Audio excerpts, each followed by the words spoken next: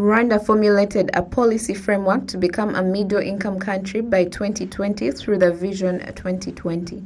The framework entailed developing and spearheading a strong base of science, technology, and innovation. In the academic year 2018-2019, public universities enrolled 16,029 students in the science field. 61% of these were government-sponsored. In the era of big data and science, technology, engineering, and mathematics, liberal arts degrees have been disguised as relatively not important. It's important because we are sitting here because of arts. Even yes, it is there is another contribution of science, but normally arts has contributed positively to the increase of personal capability of thinking, personal capability of adaptation in this must be promoted.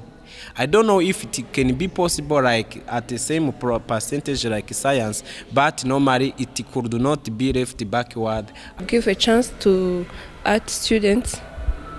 They should give them 50% and science students 50%.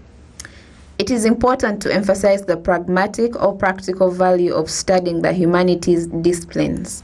The UN Educational, Scientific and Cultural Organization, UNESCO, says that the humanities have an essential role to play to help face the major challenges in the world today and to achieve the Sustainable Development Goals. Dr. Rose Mukankomeje, Executive Director of Higher Education Council Rwanda, says that as much as government efforts are mainly on science subjects, they are not phasing out the arts and they are still very much important and they do coexist. He has conducted an assessment, so they have realized that we need more people in science sector, science fields. We need medical doctors, we need nurses, we need engineers, and engineers in different fields. We need people who have done food technology, agronomists, in order to feed our people. You see, climate change is around and we have no control on it, the weather. So we have people who needs to be trained on those changes. So this is why we are putting a lot of effort to bring people in those areas.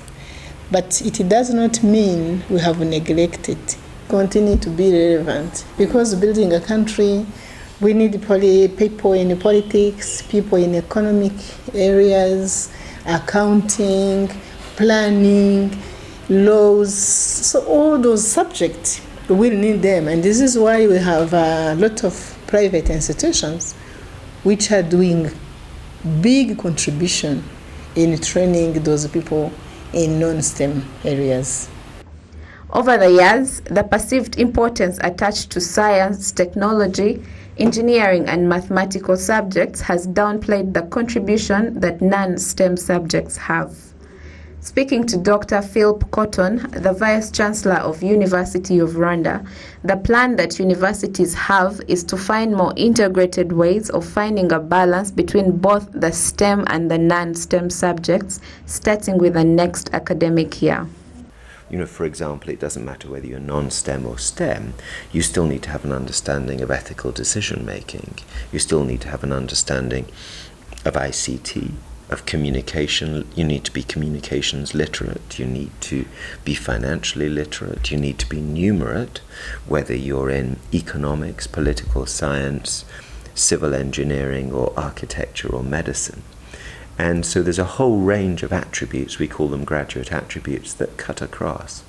And within the university, you're going to be allowed to graduate with an engineering degree unless you're proficient in languages, unless you're a literate communicator, unless you're numerate, unless you have an understanding of political science and geopolitics, you know? So this is really a journey that we're on to transform the way in which people learn, how they learn, and what they learn. Experts argue that through the study of non-science, technology, engineering and mathematical subjects, critical thinking and nuanced analysis, Humanities contribute to the development of inclusive societies. As the government strives to increase STEM admissions in higher institutions of learning to 90%, some argue that there should be a significant balance. Gloria Mutesi, RTV, Kigali.